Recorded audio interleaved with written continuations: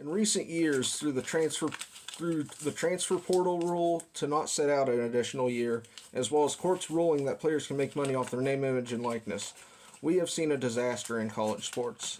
The transfer portal and the money rip teams apart and make it so only the big schools at the top can sustain their elite status, while the schools at the bottom, or even the middle, are left to flounder alone. This right here was never meant to be a deciding factor in collegiate sports. Now it is, with the transfer portal and bigger schools being able to entice athletes by just paying them more through deals. We have now seen the portal rip apart teams and make the teams at the top almost unreachable from the teams at the bottom. A simple visual aid would be, remember Jalen Bridges, played at WVU. Baylor offered him more money in a school that he grew up half hour from. He's gone. As this has continued to grow on, we have seen it rip apart teams. We have seen the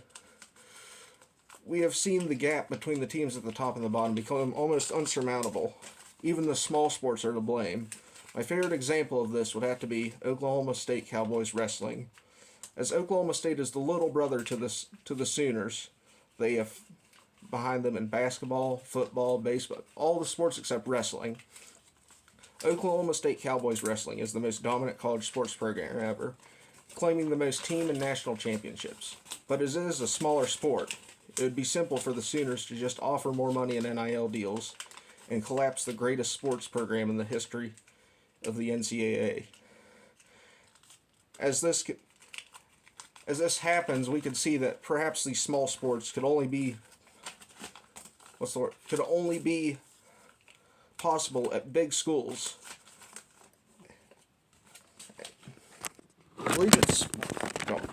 Collegiate sports was never meant to be ruled by money. Money belongs in pro sports.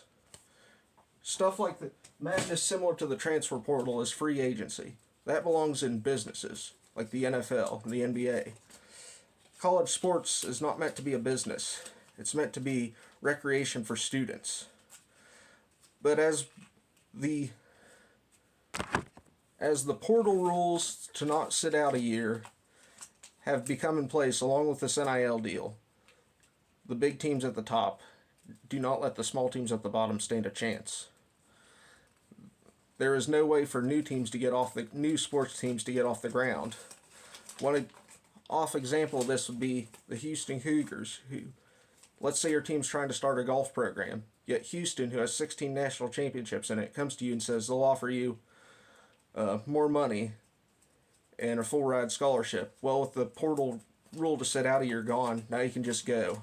And what you've been working to start completely falls away. The schools at the top do not allow the schools at the bottom a chance. As this becomes more and more of a play, the schools at the bottom, or even in the middle, may not be able to support sports all the way down to the level of water polo or softball, as they can only focus on the big ones, yet at the same time they'll lose their football and basketball to teams like Florida, Texas, USC. These teams that have so much more money than them will simply rip apart small teams through the portal. This trend, in my opinion, is quite possibly irreversible. With what's been started, I don't know how you could stop it. But it has created an atmosphere in amateur sports that was never meant to exist. Or I guess you could say now college sports are not necessarily amateur sports with all the money being paid out. It rips apart teams and creates something that was only supposed to be in pro sports on the level of college sports.